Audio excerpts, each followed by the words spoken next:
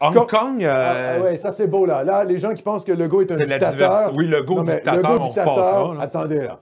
Vous allez voir, malgré la COVID, on reste dans une sorte de société libérale molle. Écoutez bien ça.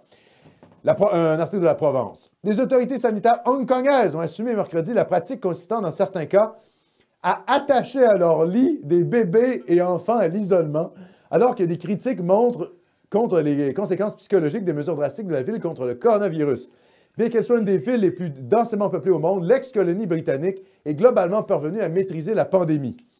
Elle ne totalise que 11 000 cas et 200 décès liés au coronavirus en un an.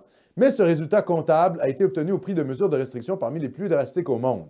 Quiconque est testé positif au coronavirus est immédiatement hospitalisé à l'isolement, qu'il présente ou non des symptômes. Et écoutez ça, des personnes considérées comme des contacts proches sont envoyées pour 2 semaines dans des camps de quarantaine opérés par le gouvernement. Donc, vous êtes proche d'un type qui a été testé positif au coronavirus mais qui n'a pas de symptômes, 2 semaines, mon gars, au camp. Hop, hop, hop! Les communistes chinois! Ah, ça rigole pas, hein?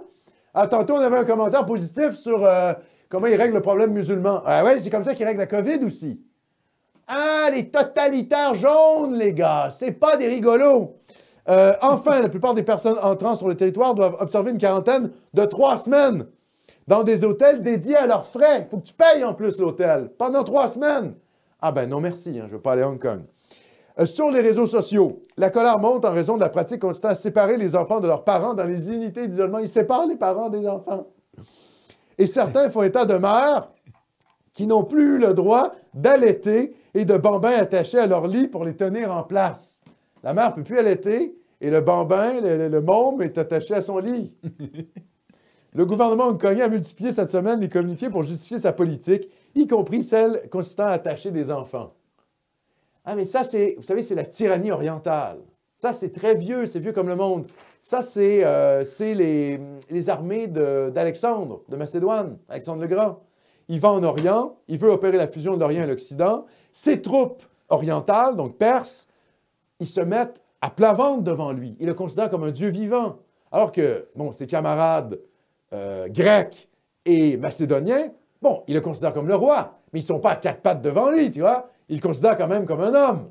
L'occidental a une dignité que l'oriental n'aura jamais. C'est la tyrannie orientale. Et ça, c'est radicalisé par le communisme. Donc, société confucéenne où l'individu n'existe pas, il n'est que finalement à peine un atome dans cette grande machine, il doit connaître sa place dans la hiérarchie naturelle de la société, donc la société confucéenne, chinoise, et tout ça est radicalisé par le communisme, qui nie en plus l'individualité. Donc, totalitarisme oriental, confucéanisme chinois qui nie l'individu, plus le communisme. Là, c'est œuf, jambon, fromage. Eh bien, vous finissez avec des mères qui ne peuvent plus allaiter et des enfants attachés à des lits et l'homme jaune qui rigole. Vous voyez? C'est ça la réalité. Donc, les Chinois, si c'est le modèle chinois qu'on veut imposer au reste de l'Occident, ça ne sera pas très joyeux dans les prochaines années. Hein? Bolchevisme sanitaire, reconnaissance faciale, passeport vaccinal, ouais, tout ça est très anxiogène.